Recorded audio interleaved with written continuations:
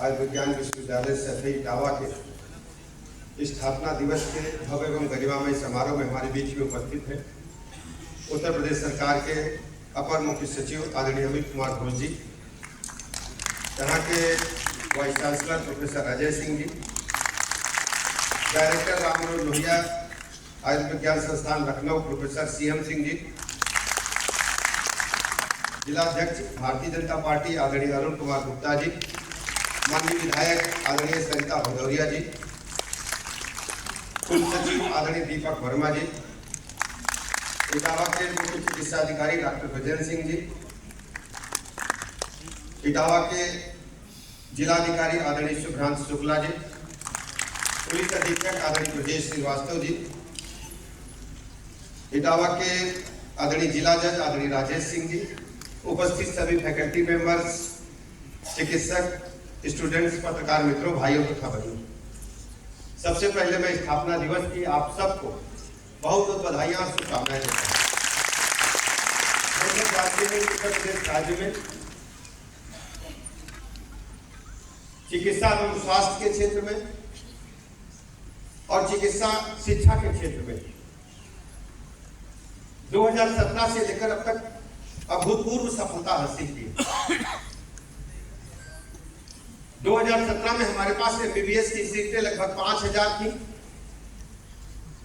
आज उनको हम 12000 से अधिक सीटें बनाने में सफल हुए हैं। एमएसएमटी की सीटें भी 2 गुने से अधिक हो चुकी हैं और अन्य जो विशेषज्ञ कोर्सेज हैं उनकी भी सीटों में बड़ी संख्या में बढ़ोतरी की। उत्तर प्रदेश जैसे विशाल राज्य के लिए, जिसकी आबादी 25 करोड़ के लगभग पहुंचने वाली है, लोगों को क्वालिटी हेल्थ सर्विसेज देने के लिए चिकित्सकों की आवश्यकता, पैरामेडिकल स्टाफ की आवश्यकता है। मैं आभार प्रकट करना चाहूंगा आप सबके माध्यम से आदरणीय प्रधानमंत्री नरेंद्र मोदी जी का, जिन्होंने 2014 में जब इस देश की कमान संभाली, उन्होंने तय किया कि हम मेडिकल सीट्स को भी बढ़ाएंगे और नए मेडिकल कॉलेजेस भी खोलेंगे। 2017 में हमारे पास उत्तर प्रदेश राज्य में 17 मेडिकल कॉलेज सरकारी क्षेत्र में और 23 मेडिकल कॉलेज निजी क्षेत्र में, यानी कुल लगभग 40 मेडिकल कॉलेजेस थे। आज इन मात्र 8-9 वर्षों में हमारे पास 81 मेडिकल कॉलेज पूरी क्षमता के साथ काम कर रहे हैं। इसके अलावा पैरामेडिकल और नर्सिंग कॉलेजेस की संख्या में वृद्धि हुई है। हमने गुणवत्तापरक चिकित्सा शिक्षा मिले सभी बच्चों को, उसके लिए प्रतिबंध किए हैं।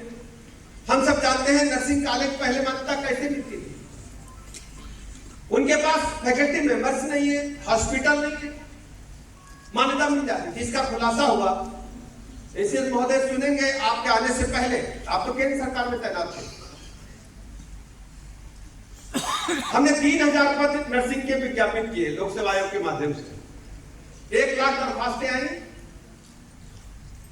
लेकिन जब कट ऑफ इंटरव्यू के हमारे सामने परिणाम आया तो मात्र 2100 बच्चे पास हुए। 3000 की जगह में 2100 बच्चे पास हुए। तो हमने पूरे परीक्षा परिणाम को विस्तृत खुद समीक्षा की, अधिकारियों को भी बिठाया कि हमारे बच्चे पास क्यों नहीं हो रहे, कट ऑफ मार्क क्यों नहीं मिल रहे उनको। पता चला ऐसे नर्सिंग कॉलेज खोले गए थे जिनको ना फैकल्टी मेंबर थे, अस्पताल थे, बच्चों को कुछ आता नहीं था, मार्कशीट पकड़ा दी गई। फिर हमने भारत सरकार के साथ क्वालिटी कंट्रोल ऑफ इंडिया से समझौता किया और मिशन निरामया लागू किया उत्तर प्रदेश में, जिसमें नर्सिंग कॉलेजेस में, पैरामेडिकल में क्वालिटी एजुकेशन मिले, फैकल्टी मेंबर्स की नियुक्ति हो, साथ में हॉस्पिटल भी 100 बेड का हो। आज उसका परिणाम है कि हमारे प्रदेश में नर्सिंग कॉलेजों की संख्या भी बढ़ी है और पैरामेडिकल कॉलेजों की भी संख्या बढ़ी है और एमबीबीएस की सीटें तो बड़ी संख्या में बढ़ रही है। मात्र कुछ जिले बचे हैं जहां मेडिकल कॉलेज नहीं, वहां भी हम शीघ्र मेडिकल कॉलेज के लिए खोले जाने का प्रावधान कर रहे हैं और मुझे लगता है कि इसी वर्ष हमको इस काम को पूरा करने में सफलता मिलेगी। जहां तक इस आयुर्विज्ञान संस्थान का सवाल है, हमारा मानना है कि इस आयुर्विज्ञान संस्थान को आगे बढ़ाने से इटावा नहीं, आसपास के सभी जिलों को लाभ पहुंचेगा और केवल इटावा उत्तर प्रदेश नहीं, पास के अन्य जो हमारे राज्य हैं वहां से भी पेशेंट यहाँ पर आते हैं। हाईवे है तो बड़ी संख्या में एक्सीडेंटल केसेस भी आते हैं। तो यहाँ हमें सारी सुविधाएं देनी पड़ेंगी जो आयुर्विज्ञान संस्थान के लिए होनी चाहिए। और हमारी बेहतर चिकित्सा व्यवस्था को लेकर के है। हमने सीटों की संख्या में भी इजाफा किया है।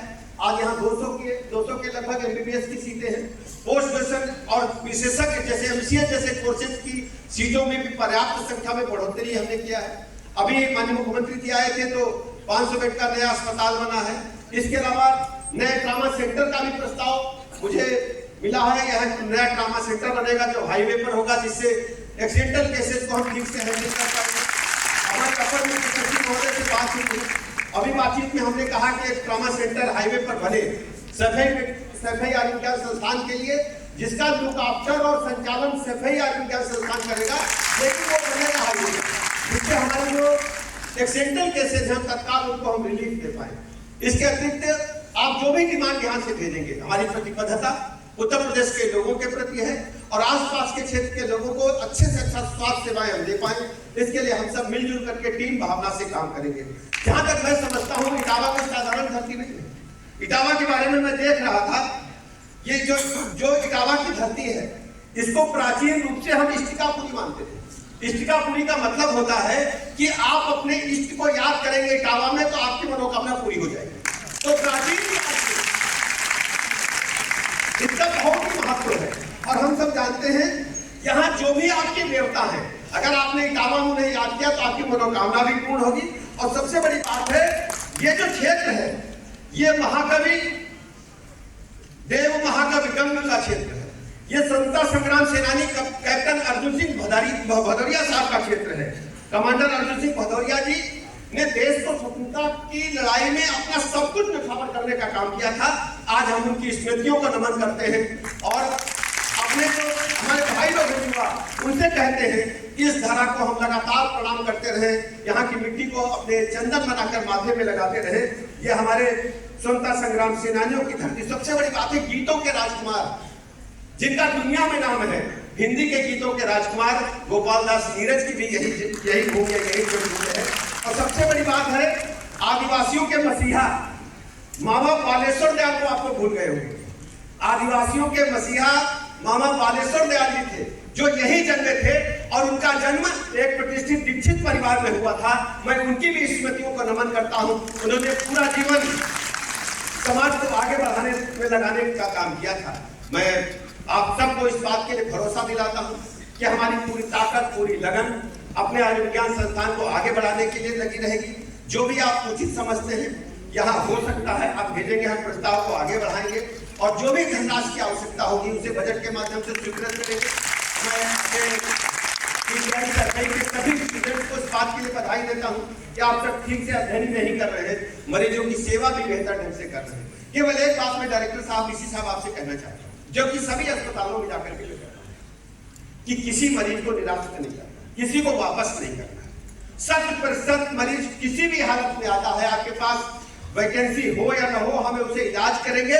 भले ही एक्स्ट्रा बेड आप हॉस्टल से मंगा के लगाएं, एक्स्ट्रा बेड अपने स्टोर में रखें और किसी भी मरीज को निराश नहीं करें। और अगर उसके पास कहीं कोई परिजन नहीं है तो उसके खाने और दवाई का इंतजाम भी आपको ही करना है। ये मान सकते हैं कि मरीज हमारे लिए भगवान है और भगवान की तरफ सेवा करेंगे और इसका प्रतिफल हम सबको जरूर मिलेगा, आपको जरूर मिलेगा। यही मैं एक बात आपसे कहने के लिए आया हूँ। मैं पुनः स्थापना दिवस की बधाइयां देता हूं और भरोसा दिलाता हूं कि अपनी पूरी सरकार आपके साथ खड़ी है। बहुत बहुत धन्यवाद।